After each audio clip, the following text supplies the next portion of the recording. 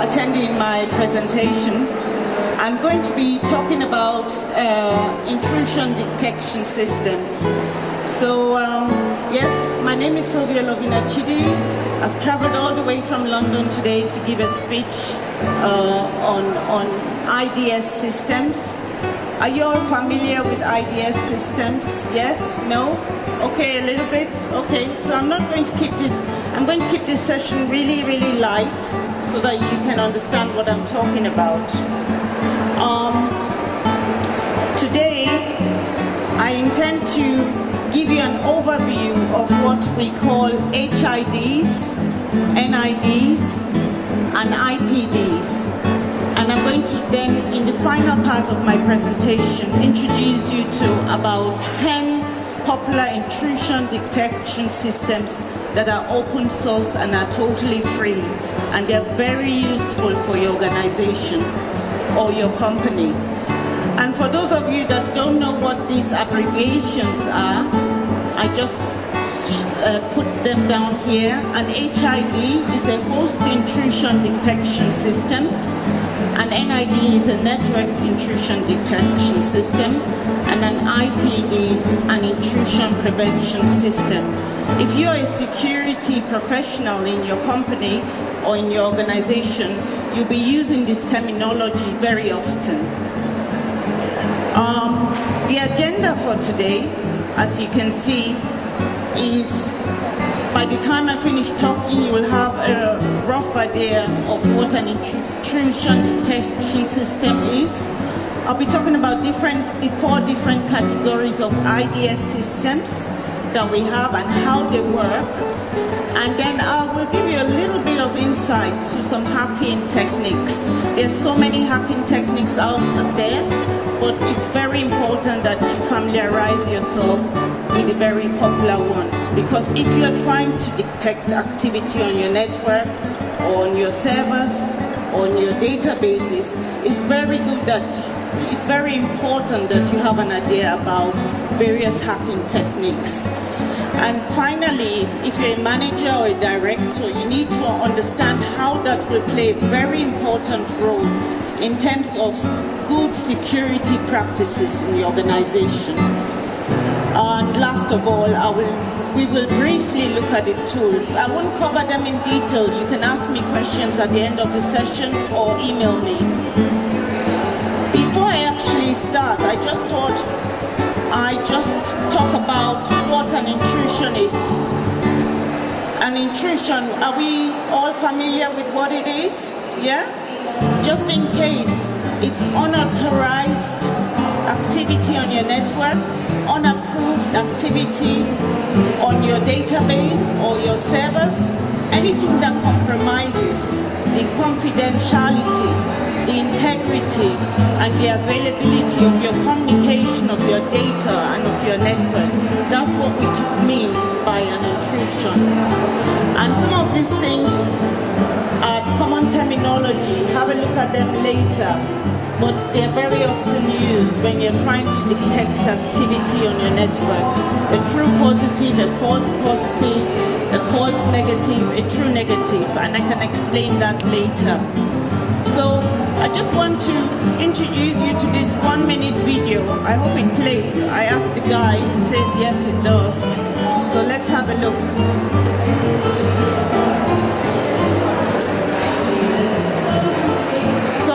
Passes does the team in white make? It's an awareness test.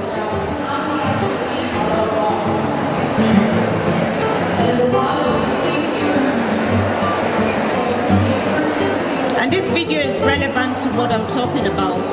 Anyone quickly? How many passes? 13? Fantastic. Good observation. Did you notice anything about the video? No? You didn't? Anything else? Okay. Watch again. There's an intruder, right? That's what I'm talking about when I talk about intrusion detection systems.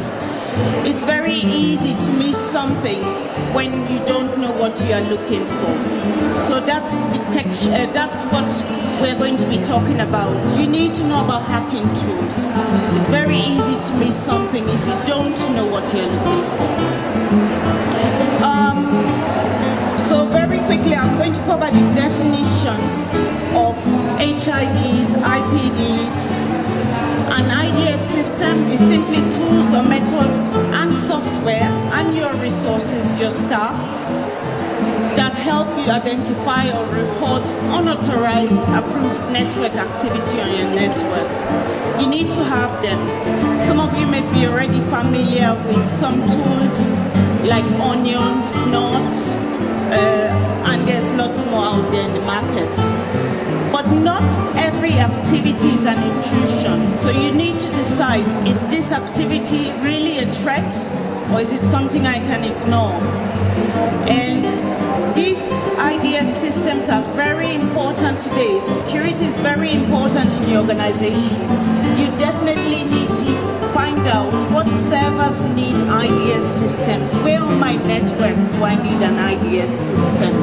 Because it will help with your security policy, it will make you compliant, GDPR compliant, and it will also help you detect inside attacks, because sometimes your attacks are inside, they are not just outside. They could even be from your IT department. The host intrusion detection system is simply software you install on your servers or on a computer, and that's what we mean by host intrusion detection systems. Usually they're installed on mail servers or servers where you have web applications. There are so many applications running on web servers now, financial applications, human resources applications. And we also have what we call NIDS. I like to abbreviate it because it's a long word. So network intrusion detection systems. That could be your router, that could be your firewall, that could be any network device that identifies suspicious activity on your network. And today we have what we call third generation firewalls. They are so clever, they can do lots of things, not just with IP addresses and ports, but also your filtering, your internet filtering, and lots of other things. And IPDS is the future. And I will explain why in a minute. But an IPDS is an intrusion prevention system, and that helps you deal with all the things that you've detected on your network, all the threats. So you can say, hang on, I want to disable that port so that no traffic goes through that port anymore. Or you can say, hang on, that IP address will be totally disabled.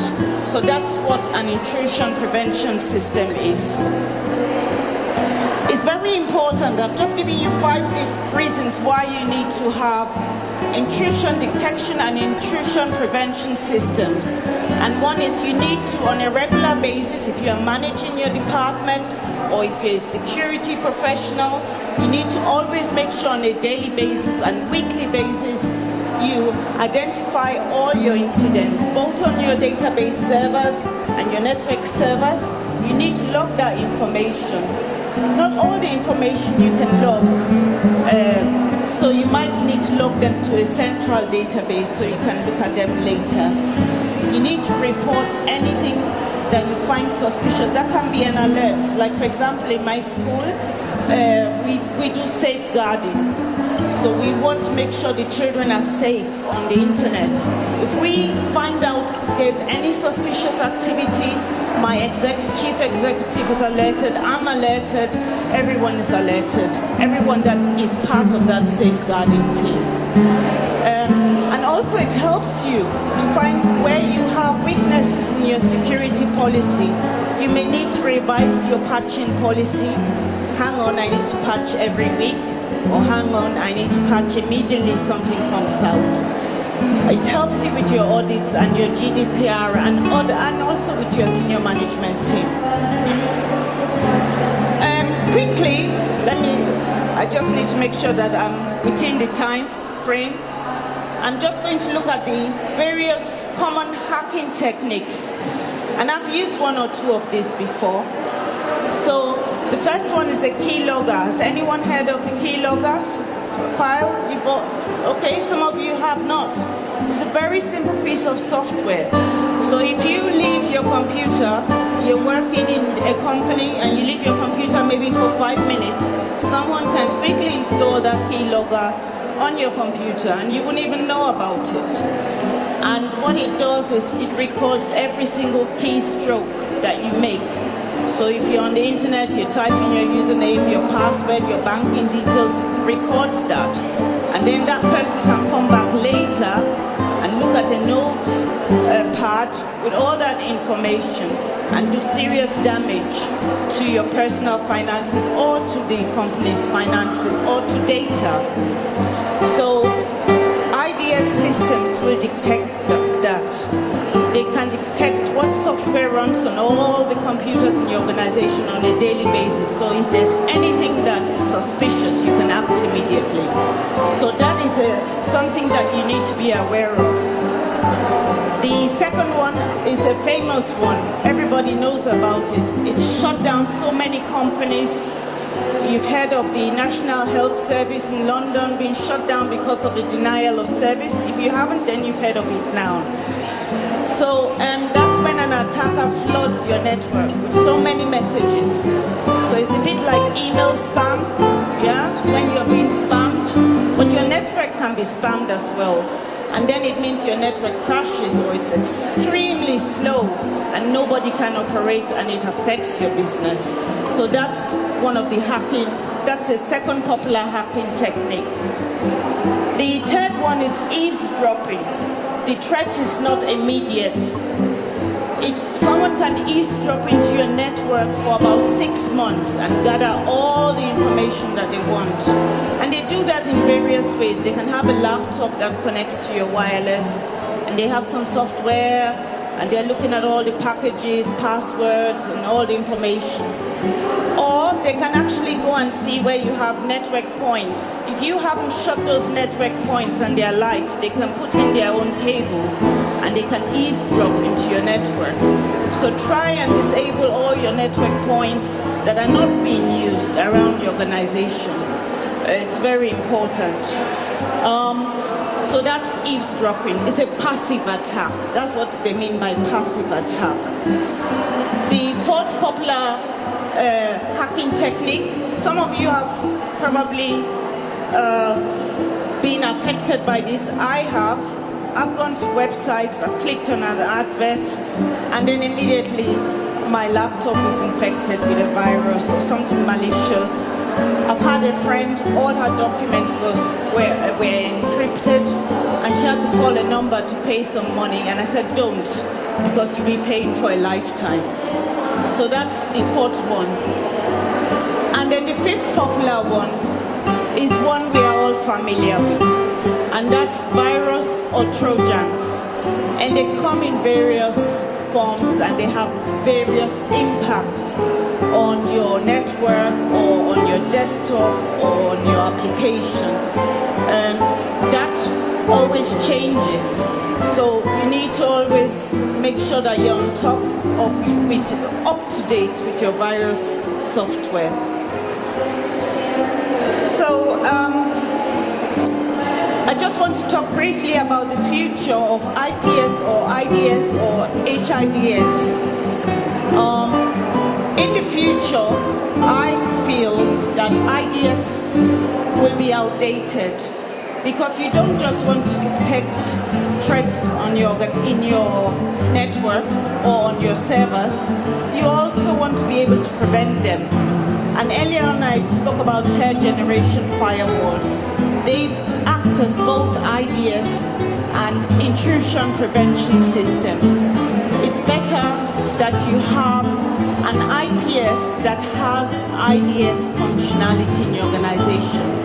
So if you are thinking about your security policy, try and make sure that you have an IPS that has IDS functionality. So third generation firewalls, there's a few out there.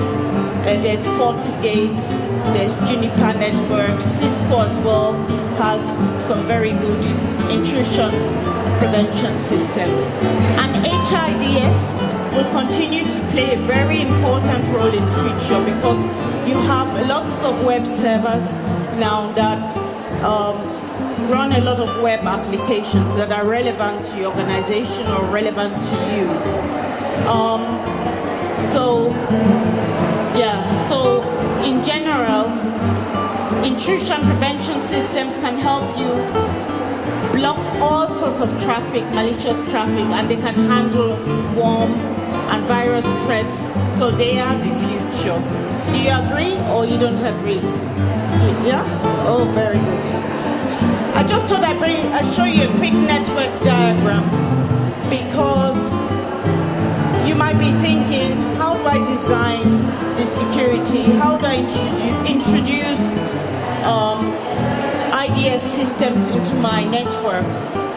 This is just a very simple design. If you're a small organization, you can start from here.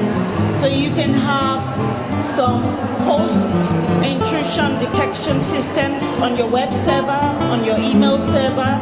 Try and identify what is important. Do you have a financial database that runs in a web server?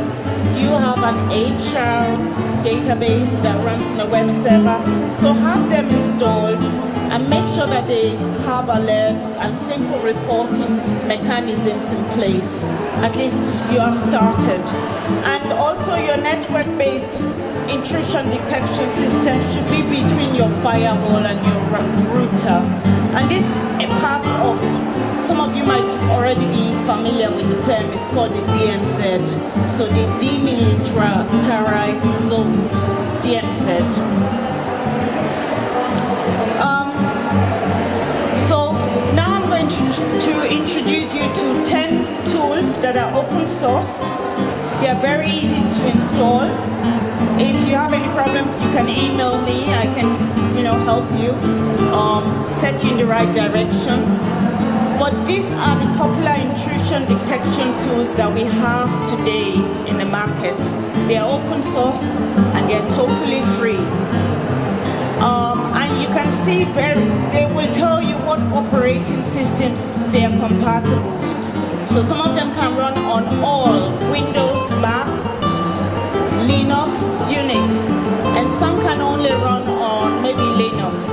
We've got OSEC, we've got Snot, Bro, Suricata, Sagan, Security Onion, 8, OpenWhips, Samham, and Fail to Ban. And don't worry about memorizing this. The presentation files will be available after this session.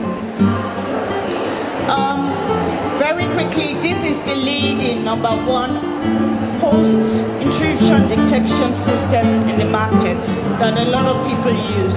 You can see how easy, once you've installed, you can just see how easy it displays information.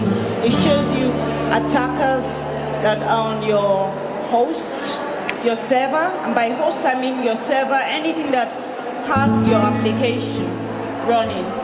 And it also has alerts. So, and again I said, not everything might be something you need to worry about, but you still need to go through that. The second one is Snot.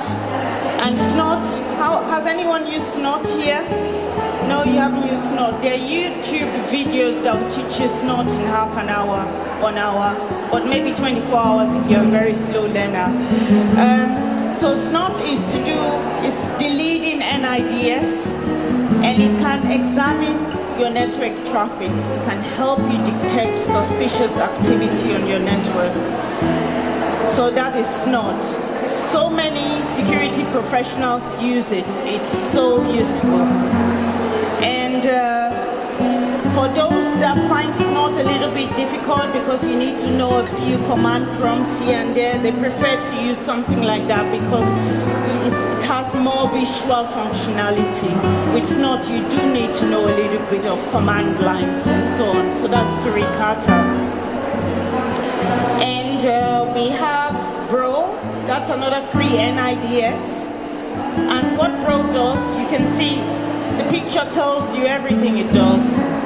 It basically analyzes all the IP addresses coming in and out of your network. And so it also examines some of the protocols, TCP, IP, and other protocols, UDP as well. You've got Sagan. I'm not going to go into details, so I'm just going to show you the screen, because that's another session for later. We've got Sagan. Again, that's a host base. It looks at your files, the web traffic on your host. You've got, this is very popular, and it's open source, it's free. It's got some of the other tools I've already spoken about, all in one. So it's very popular. That's why I put it in orange. I didn't want to put it in red. So you can see orange. I'm trying to follow the theme. So it's a Linux distributions package, and it does almost everything, and you can install it in minutes. If you go to YouTube, do a quick search, you will find tutorials that will show you how to install this in minutes. I did it in about 10 minutes, but for some of you it could be half an hour, 1 hour. 8, it's popular but not that popular, but again it looks at files on your database servers and examines if they've changed or if someone illegal has changed them. And OpenWIPS NG is very important because that actually helps you on your wireless network. You can also use Wireshark. I'm sure some of you have used Wireshark. That's a very good one. It installs in minutes. You put the IP address of your network and it will show you all the traffic that's going in and out of your network. And you can tell, this doesn't look right, let me investigate. And that's what this does as well. SAMHAP, that's another one that looks at databases. And Fail2Ban is another one that looks at databases. So finally, something to think about. I'd like all of you to think about how an intrusion detection system can fit into the security plan of your organization. And I just gave a few tips, but I'm sure there are more ways it can fit into your organization. One of the things you can do is regular recording of information. So your firewalls should be recording information every day, every minute. And you should have alerts, immediate alerts. I get alerts if there's too much bandwidth being used on my network, because I want to know who is using that bandwidth. Is someone, doing something funny somewhere on the network? I get alerts about that IP address that's using too much bandwidth or too much traffic that's coming into the network. Who is bombarding our network with too much traffic? So you need to have, that's one of the things that you can do to make sure an IDS fits. Make sure you have the right kind of alerts in your organization. Make sure you're recording information. If you're a manager, have a meeting with your security officer on a weekly basis at the end of the week to see what's coming. Was there anything suspicious? Shall we ignore this? Things like that. And reports need to be produced on a weekly basis by your security officer. If you are a security officer, try and produce that weekly report for your senior managers about the network, about your servers, and about your database. Because once again, threats also come from the inside. So you need to make sure you have the right level of access, security access. Everyone has the right level of security access inside the organization. And you need to monitor that as well. So anyway, so that brings me to the end of my presentation. And just before I ask you for questions, you may have this. I chose this because I felt she's an intrusion detection system. She's looking at the forest. She's making sure nobody is hunting illegally in the forest. So thank you very much. That brings you to the end of my presentation. If you have any questions, please, I'm ready to take them. Yeah.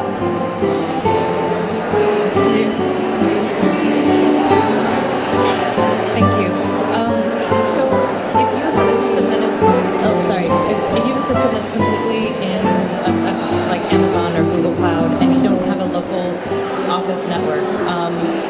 the tools that you listed is one that you recommend? If you have a system that's in the cloud, then you have to make sure your SLA, your service level agreement, covers that. So you need to be discussing with your service provider and asking them, how secure is my system? How secure is my data? Can you guarantee me that?